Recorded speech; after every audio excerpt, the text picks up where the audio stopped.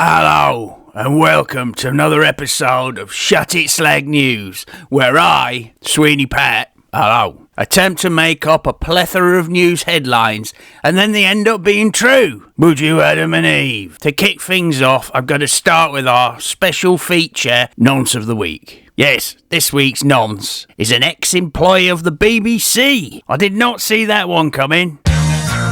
You slag! You slag!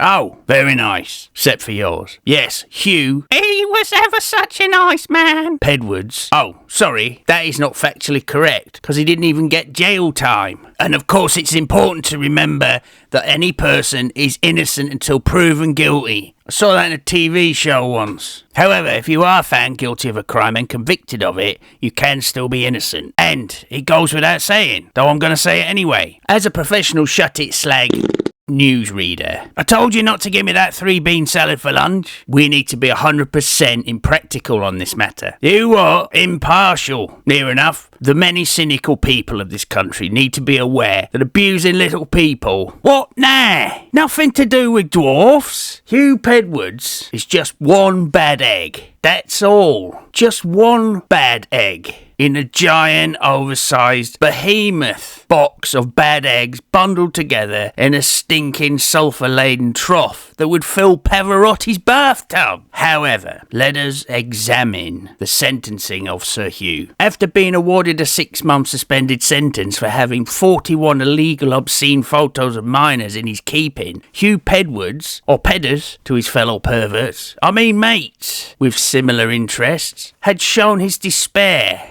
not of the crimes committed or the guilt, but of his career that was now in tatters. Oh dear. Could somebody find me a suitably sad emoji? I'm sorry, that's not sad enough. Hold on. His career, not the country. I don't know about you, but if I was creating the facade of an articulate, well-presented and respected news presenter, albeit Welsh, I would have been worried about a sudden onset of a Greendale postman causing a massive myocardial infarction from a certain pork product covered with 2 slices of bread obstructing a key component of his respiratory system liable to cause dyspnea. But enough of my unquantifiable hearsay, as he will spend a bit less time outdoors, unless under the cover of darkness.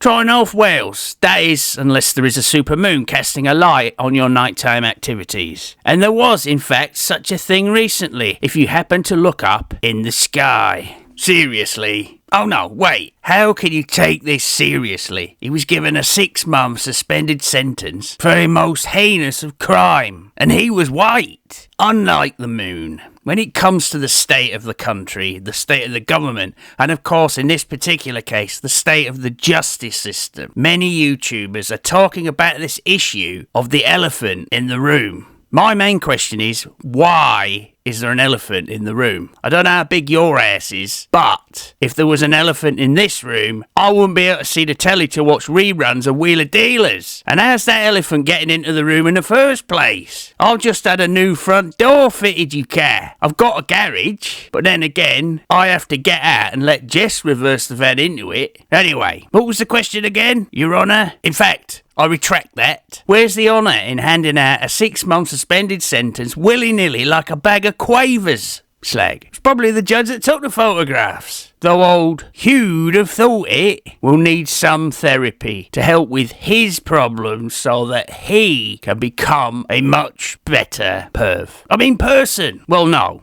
I don't. I'm pretty sure that with the extensive severance pay he would receive from our beloved BBC, or should I say the members of the public that pay for it, he could fund a trip over to, say, Amsterdam on a certain type of plane and walk down a certain type of street and enter a certain type of euthanasia clinic. Anyway, moving on rather sharpish, I've forgotten the next news item now. If he happened to be passing, he might as well pop in for a consultation. I better go, as there is a loud banging on my front door and flashing lights coming through the window. Cheerio! You slag! You slag!